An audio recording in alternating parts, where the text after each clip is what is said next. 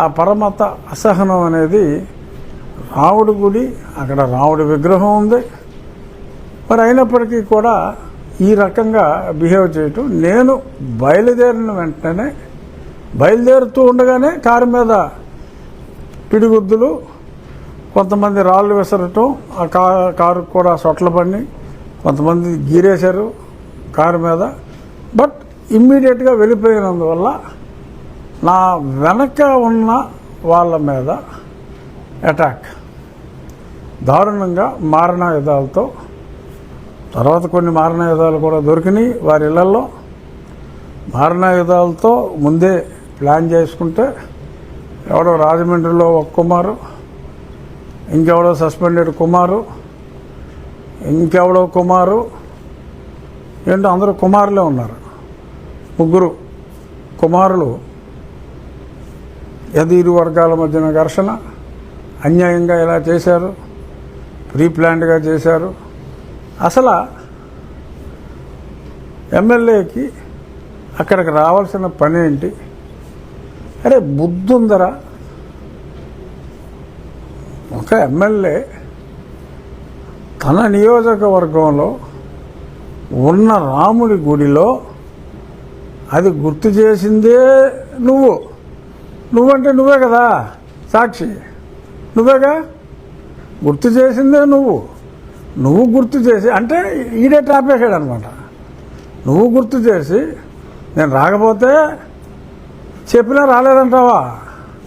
వస్తే ఇక్కడ రావడానికి నీకేం పని అంటావా? వీడు సాక్షి అని ఎందుకు చెప్తున్నానంటే, అంత సాక్షి పేపర్ కూడా ఓట్లు వేసిన బ్యాచే కాబట్టి చెప్తున్నా. కొన్నిసార్లు నిజం మాట్లాడాలి, తప్పదు. సో అతనే నన్ను అక్కడికి వచ్చేలాగా చేసి, వచ్చిన తర్వాత నువ్వెందుకు వచ్చావని చెప్పి నీలకుమారులతో మాట్లాడించి, నీలకుమారులు అర్థమైందా, తెల్లమొహం వేశావు వాళ్ళు, నీలకుమారులతో మాట్లాడించి నేను రావటం ఏంటి? నేను ఇక్కడ ఎమ్మెల్యేని, నా నియోజకవర్గంలో ఉన్న ఒక రాముల వారి గుడికి నేను వెళ్ళాలి అంటే నువ్వెవడోరా ఇక్కడికి రావటానికి, కలహాలు సృష్టించడానికి నువ్వు వచ్చావా అంటే నా సొంత ఊరు ఆకివీడు ఐబీవరం తేడా ఉంది, పొలాలన్నీ కలిసే ఉంటాయి. ఆకివీడు ఐబీవరం పొలాలు, అది నా స్వగ్రామం. నా స్వగ్రామంలో ఉన్న ఒక దేవాలయానికి నేను వెళ్ళాలి అంటే ఆ కాలనీ వాసుల దగ్గర పాస్పోర్ట్ వీసా తీసుకుని నేను వెళ్ళాలా? ఏం మాట్లాడుతున్నారు అలా అర్థం లేకుండా? అది పర్మిషన్ నాకు అవసరమా? సో ఈ రకంగా మాట్లాడుతూ మరి చాలా వక్ర భాష్యాలు చెప్తున్నారు. సో ఇది ఇంత వివరంగా ఎందుకు చెప్తున్నానంటే, ఎవరైనా వాళ్ళ కారు కూతలు నమ్మి ఆ కారు కూతల్లో ఏదన్నా కొంచెం నిజం ఉందేమో అని అనుకుంటారేమో. ఒక స్వతంత్ర భారతదేశంలో ఒక ప్రజాప్రతినిధి అక్కడ ఉన్న దేవాలయం రామాలయం అని సాక్షుడే కన్ఫర్మ్ చేశాడు. సరే, సాక్షి అన్ని అబద్ధాలు రాస్తాడు అనుకుందాం. కొని నేను రిపోర్టు ఎంఆర్ఓ గారితో అన్నీ వెరిఫై చేసి రిపోర్ట్ తెప్పించా. మీ అందరికీ కూడా తలకు కాపీ ఇస్తాను. ఇది తహసీల్దార్ గారు అంటే ఎంఆర్ఓ గారు సంతకం పెట్టి ఇచ్చింది. The land in survey number 470-12 is classified as government poramboke గుడి. గుడి అంటే ఏంటి మీకు తెలుసు కదా, దేవాలయము. గుడి అన్న దేవాలయం అన్న ఒకటే. అది చర్చి కానే కాదు. గుడి అంటే అది చర్చి కానే కాదు, మసీదు కానే కాదు. గుడి అంటే గుడి. And the name written on the temple entrance wall is Ramalayam. అది నేను చెరిగిపోయినట్టుగా అక్షరాలు ఉంటాయి, అది కూడా నేను తీసి ఎప్పుడో మీడియాలో పెట్టా. ఆ పెట్టిన గంటకే అక్కడికెళ్ళి రంగులు వేస్తారు ఆ కళాకారులు, స్థానిక కళాకారులు రంగు వేస్తారు. రంగేస్తే ఏమవుతుంది, ముందే ఫోటో తీసాం కదా అక్కడ. ఆ రంగు వేసినా కూడా అది గోకేలా ఇంకా కొంచెం కనపడుతుంది. బట్ క్లియర్గా ఆ ముందు తీసిన ఫోటో ప్రకారం రామాలయం. In the present Webland adangal, the land is also recorded as government land Gudi in an extent of 4 cents, kata number so and so. As per the registration department data, akkada EC certificate lo northern boundary of the survey number 47014 అంటే ఇది 47012 కదా, ఆ 14 డాక్యుమెంట్లో register చేసినప్పుడు northern boundary రామాలయం అని రాస్తుంది. అలాగే ఇంకో డాక్యుమెంట్ 6252/1991 కడితల దేవానమ్మ ఆవిడ కొనుక్కుంది. ఆవిడకి కూడా northern boundary of the survey number is written as site of Ramalayam. Temple location ఇది క్లియర్గా ఉంది, మీరు ఒకసారి షూట్ చేసుకోవచ్చు. తహసీల్దార్ గారి రిపోర్ట్ ఇది చాలా స్పష్టంగా ఉంది.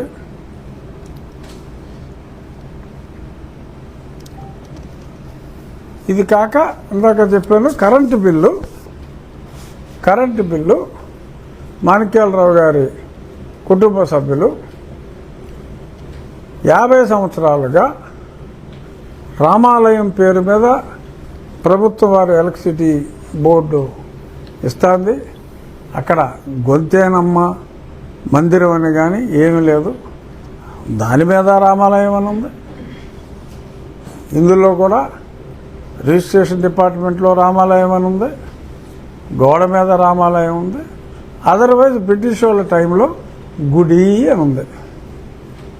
సో అది ఖచ్చితంగా హిందువుల దేవాలయానికి సంబంధించిన స్థలం. అక్కడ క్లియర్గా రామ లక్ష్మణ సీత హనుమాన్ 4 విగ్రహాలు అక్కడ స్పష్టంగా నేటికే ఉన్నాయి. మరి అది తీసి మరి ఎక్కడో పెట్టేయడానికి భయపడ్డారో ఏంటో తెలియదు. ఇంకా ఈ రోజుకైతే ఉన్నాయి, మొన్నటికి. మరి ఆ తర్వాత ఆ ప్రాంతం అంతా క్లోజ్ చేశారు కాబట్టి ఉండే ఉంటాయని నేను అనుకుంటున్నా. సో అక్కడ ఆ రోజు ఉగాది రోజు నేను చాలా స్పష్టంగా పునరుద్ఘాటించింది ఏంటంటే ఖచ్చితంగా ఇక్కడ రామాలయం కడతాము అని. ఆ తర్వాత నేను రాజకీయాలకి సంబంధం లేకుండా, పొలిటికల్ పార్టీస్ని ఇన్వాల్వ్ చేయకుండా, అది తెలుగుదేశం కావచ్చు, జనసేన కావచ్చు, భారతీయ జనతా పార్టీ కావచ్చు, మరే పార్టీ అయినా కావచ్చు, పొలిటికల్ పార్టీకి సంబంధం లేకుండా శ్రీరాముణ్ణి ఆరాధించే నాన్ పొలిటికల్ సంస్థలు, ఆ సంస్థలు కూడా సంస్థాపరంగా కాకుండా, సంస్థాపరం అంటే మళ్ళీ రాజకీయాలు వస్తాయి. విశ్వ హిందూ పరిషత్ ఉంది. విశ్వ హిందూ పరిషత్తులో అంటే రామభక్తులు సముదాయం అది. విశ్వ హిందూ పరిషత్తులో రాముని ఆరాధించే భక్తులు ఆర్గనైజేషన్గా కాకుండా ఆ భక్తులు ఒక 2, బజరంగ్ దళ్ అందులో యాక్టివ్గా ఉండే భక్తులు ఒక 2, రాష్ట్రీయ స్వయం సేవక్లో యాక్టివ్గా ఉండే భక్తులు, వారు ఆర్గనైజేషన్ని రిప్రజెంట్ చేయరు. ఎస్టాబ్లిష్డ్ రామ భక్తులుగా, రాముని ఆరాధించేవారుగా, రామ భక్తులతో, అలాగే మాణిక్యాలరావు గారు ఎన్నో సంవత్సరాల నుంచి అక్కడ బిల్లు అది పే చేస్తున్నారు. ఆ భక్తులతో ఒక సమితిలాగా ఫామ్ చేసి, ఎందుకంటే రాజకీయాలకి అతీతంగా ఉండాలి కనుక నేను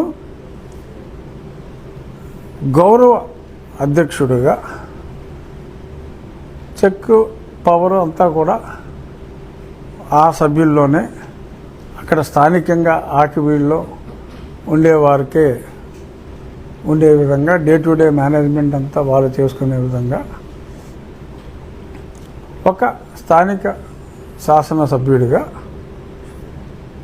ఒక గౌరవ పదవిలో నేను ఉండి ప్రజల ఆకాంక్ష మేరకు ఒక చక్కటి రామాలయాన్ని నిర్మించాలనే సంకల్పంతో శివనాగిరెడ్డి గారని ఒక ప్రముఖ స్థపతి ఆయన ఎన్నో గొప్ప గొప్ప దేవాలయాలు ఆయన నేతృత్వంలో కట్టారు.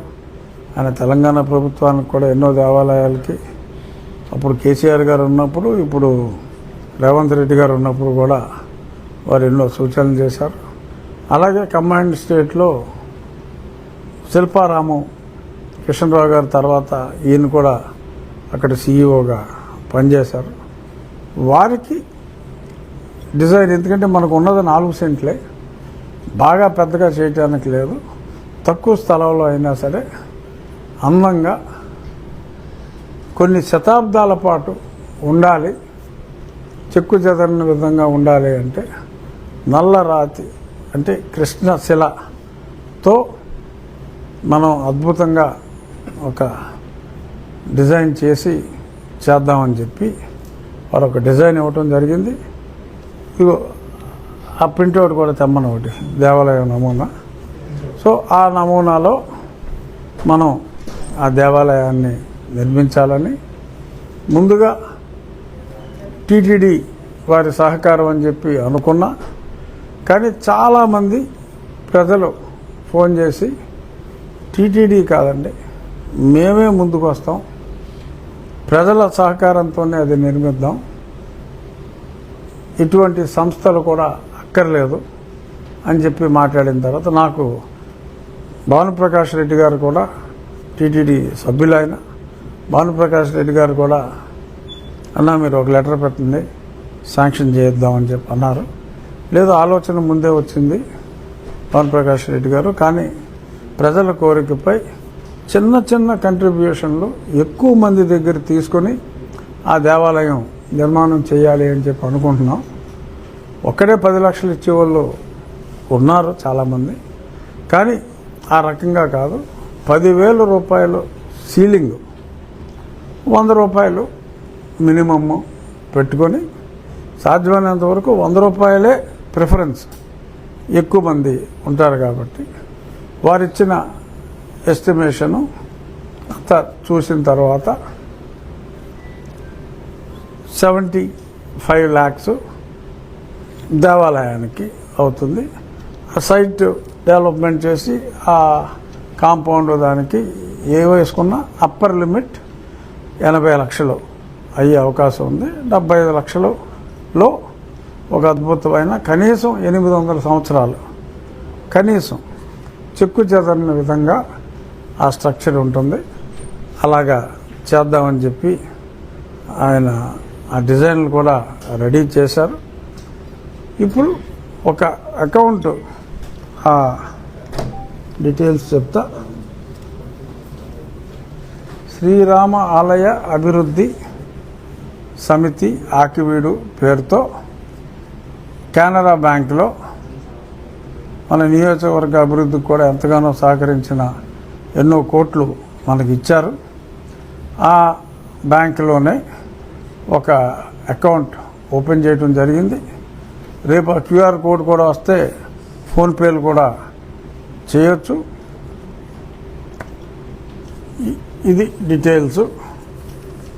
ఇది కూడా కాపీ ఒకటి సపరేట్గా ఇస్తాం మీకు. ఇంకానా సైడ్లో కూర్చుని మీరు ఎలా చెప్తారు? ఎదురు ఉన్న వాళ్ళు చెప్పాలి. ఓకే, ఇక షీట్లు కూడా ఇస్తాను. సో ఇది నేను గ్రూప్స్లో కూడా పెడతాను. ఆ అకౌంట్ ఏంటంటే 10,000 కన్నా ఎవరైనా ఎక్కువ పంపినా కూడా యాక్సెప్ట్ చేయకూడదు, 100 రూపాయల కన్నా తక్కువైనా కూడా యాక్సెప్ట్ చేయదు. సో ఈ మధ్యలో సాధ్యమైనంత వరకు 100 రూపీస్ అయితే ఎక్కువ మందికి అవకాశం ఉంటుంది. అది కాదు, ఇది ఈ రకంగా ఇదంతా పూర్తిగా రాతి కట్టడంతో ఇదైతే 2 అంతస్తులు ఉంటుంది. ఆయన నిన్న వారిని కలిస్తే ఆయన చాలా ఏమిటి ఈ డబుల్ హైట్, ఈ గోపురం ఏమిటి, ఇవన్నీ కూడా ఆయన స్పష్టంగా ఎక్స్ప్లెయిన్ చేశారు ఆ దేవాలయ వాస్తు.